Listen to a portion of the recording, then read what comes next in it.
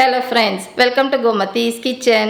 இன்னைக்கு நம்ம பார்க்கக்கூடிய ரெசிபி பார்த்தீங்க அப்படின்னா வரப்போற கார்த்திகை தீபம் ஸ்பெஷலா உடனடியாக செய்யற மாதிரியான இனிப்பு அப்பம் எப்படி செய்யலாங்கிறத பார்க்கலாம். இதே மாதிரி பார்த்தீங்கன்னா நம்ம சேனலில் கார்த்திகை ஸ்பெஷலாக செய்யக்கூடிய கந்தரப்பம், நெய்யப்பம், அடுத்ததாக பார்த்தீங்கன்னா திணை மாவிளக்கு, பொரி அவுல், இது எல்லாமே எப்படி செய்யணுங்கிறது ஏற்கனவே நம்ம சேனலில் போட்டிருக்கிறேன். அந்த ரெசிபியோட லிங்க் எல்லாமே தனித்தனியாக கீழே டிஸ்கிரிப்ஷன் பாக்ஸில் இருக்குது. விருப்பப்பட்டால் செக் பண்ணி பாருங்கள். இப்போ வாங்க இந்த அப்பம் எப்படி செய்யலாங்கிறத பார்க்கலாம். கோமதிஸ் கிச்சனை சப்ஸ்கிரைப் பண்ணாதவங்க சப்ஸ்கிரைப் பட்டனை ப்ரெஸ் பண்ணிக்கோங்க. உடனுக்குடனே அப்டேட் வேணும் அப்படின்னா பக்கத்தில் இருக்க பெல் பட்டனில் ஆல்ங்கிற ஆப்ஷனை மறக்காமல் ப்ரெஸ் பண்ணி வச்சுக்கோங்க. இப்போ இந்த அப்பம் செய்கிறதுக்கு நம்ம மாவு கரைக்கணும். அதுக்கு வந்து ஒரு பாத்திரத்தில் முதல்ல சேர்க்க போகிறதுன்னு பார்த்தீங்கன்னா கோதுமை மாவு. மெஷரிங் கப்பில் நல்லா தலை கூச்சி இருக்கிற மாதிரி 1 கப்பு கோதுமை மாவு சேர்த்துக்கலாம். இதை வந்து நீங்கள் வீட்டில் இருக்கிற டம்ளரில் கூட நீங்கள் மெஷர்மெண்ட் எல்லாமே அளந்துக்கலாம், சரியாக இருக்கும். அடுத்ததாக வந்து எடுத்த கப்லேயே 1/2 கப் அளவுக்கு நல்ல நைஸாக இருக்கிற அரிசி மாவு, பச்சரிசி மாவை சேர்த்துக்கிட்டிங்கன்னா சாமிக்கு படைக்கிறதுக்கு உகந்தது. ரொம்ப குறையாக இருந்துச்சுன்னா வெடிக்கும், அதனால் நைஸாக இருக்கிற மாவே சேர்த்துக்கோங்க.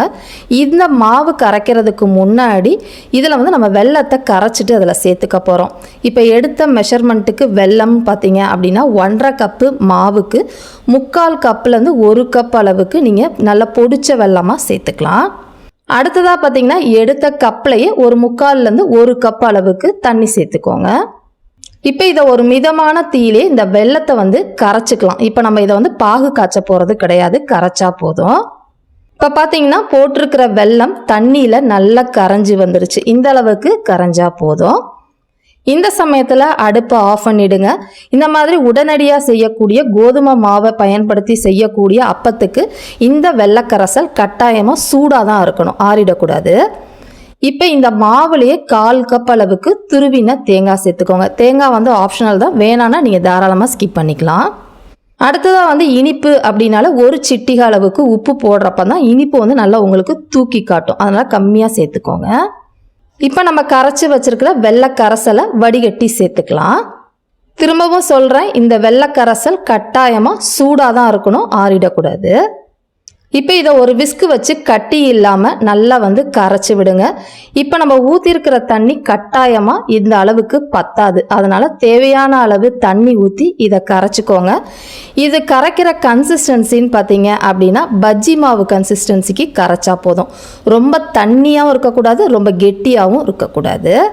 நம்ம எடுத்துருக்கிற அளவுக்குன்னு பார்த்திங்கன்னா ஒரு 2/2 கப் அளவுக்கு தண்ணி கிட்டத்தட்ட உங்களுக்கு தேவைப்படும். கொஞ்சம் ஜாஸ்தியானாலும் பரவாயில்ல, கம்மியாக கெட்டியாக வந்து கரைச்சிட வேண்டாம். இப்போ பார்த்திங்கன்னா அப்ப மாவு வந்து நல்ல கட்டிகளே இல்லாமல் கரைச்சி எடுத்தாச்சு. இப்போ இந்த கரைச்ச மாவுலன்னு பார்த்திங்கன்னா 2 பச்சை கலர் ஏலக்காவை பொடிச்சிட்டு சேர்த்துக்கலாம். வேணும்னா நீங்கள் கொஞ்சமாக சுக்கு பொடி கூட சேர்த்துக்கலாம், நல்லாயிருக்கும். நான் இன்றைக்கி சுக்கு பொடியெலாம் எதுவுமே சேர்க்கலை. இப்போ கலந்ததுக்கு அப்புறமா மாவு கன்சிஸ்டன்சி பாருங்கள், நல்லா வந்து தோசை மாவை விட கொஞ்சம் தண்ணியாக இருக்கிற மாதிரி இந்த அளவுக்கு கரைச்சா சரியாக இருக்கும். ரொம்ப கெட்டியாக இருந்தால் அப்பம் வந்து உள்ள மாவாவே ஒரு மாதிரி ஹார்டாக இருக்கும், தண்ணியாக இருந்துச்சுன்னா எண்ணெய் குடிக்க ஆரம்பிச்சிடும். இந்த மாவை நீங்கள் ஒரு 3லேருந்து 4 மணி நேரம் கழித்து அப்பம் செய்ய போகிறீங்க அப்படின்னா நம்ம வந்து இதில் ஆப்ப சோடா சேர்க்கணுன்னு அவசியம் கிடையாது. நான் இப்போ வந்து உடனடியாக செய்ய போகிறேன் அப்படிங்கிறதுனால இதில் கொஞ்சமாக ஆப்ப சோடா சேர்க்க போகிறேன். அதோட அளவுன்னு பார்த்தீங்க அப்படின்னா 1/8 டீஸ்பூன் இருக்கு இல்லையா, அந்த டீஸ்பூனில் 1 டீஸ்பூன் சேர்த்தா போதும். அதாவது பேக்கிங் சோடா சேர்த்துக்கோங்க. இதை நம்ம அப்படியே போட்டோம் அப்படின்னா இதில் வந்து கரையாது, அதனால் இதை கொஞ்சம் போல் தண்ணியில் இந்த உப்பை போட்டுட்டு நல்லா வந்து கரைய விட்டுட்டு அப்புறமா சேர்த்துக்கோங்க. இந்த ஆப்ப சோடா சேர்த்ததுக்கு அப்புறமா, அதாவது பேக்கிங் சோடா சேர்த்ததுக்கு அப்புறமா உடனடியாக நம்ம அப்பம் சுடணும். ரொம்ப நேரம் கழித்து சுட்டிங்கனாலும் இது எண்ணெய் குடிக்க ஆரம்பிச்சிடும். இப்போ வந்து இது எல்லாத்தையுமே நல்லா கரைச்சிட்டு நம்மளோட அப்பம் மாவு ரெடி ஆயிடுச்சு. இப்போ நம்ம இதை வந்து பொரிச்சு எடுத்துடலாம். இப்போ அப்பம் ஊற்றுறதுக்கு ஒரு சட்டியில் வந்து எண்ணெயை காய வச்சுருக்கிறேன். மீடியம் ஃப்ளேமில் எண்ணெயை காய வச்சுக்கோங்க. ரொம்ப புகை வர அளவுக்கு எண்ணெயை காய வைக்க வேண்டாம். திட்டமாக நல்லா காஞ்சதுக்கு அப்புறமா 1 குழிக்கரண்டி மாவு எடுத்து சட்டியோட நடுப்பகுதியில் தொடர்ந்து அப்படி ஊற்றணும். விட்டு விட்டு ஊற்றுனீங்க அப்படின்னா உங்களுக்கு வந்து பூந்தி மாதிரி அப்படியே பரவி போயிடும் உங்களுக்கு. லைட்டாக வந்து மேலே அப்பம் எழுந்து வந்ததுக்கப்புறமா எண்ணெயை இந்த மாதிரி தெளித்து விட்டீங்க அப்படின்னா நல்லா மேலே வந்து ஓரளவு மாவு வெந்துடும். அதுக்கப்புறமா நம்ம திருப்பி விட்டுக்கலாம். முக்கியமாக பார்த்திங்கன்னா இந்த அப்பம் மீடியம் ஃப்ளேமில் தான் வேகணும். அப்போ தான் வந்து உங்களுக்கு கரெக்டாக வெந்து வரும். இல்லைனா ரொம்ப அதிக தீயில வச்சிங்க அப்படின்னா மேலே செவந்துடும், உள்ள மாவாகவே இருக்கும் வெல்லம் போட்டிருக்கிறதுக்கு. அதுக்குமா இப்போ பார்த்திங்கன்னா அப்பம் வந்து சலசலப்பு அடங்கி நல்லா செவந்து வந்துருச்சு. இப்போ இந்த சமயத்தில் நம்ம எடுத்துடலாம். இந்த மாதிரி நம்ம ஒன்றா தாங்க இந்த அப்பம் வந்து செய்ய முடியும்.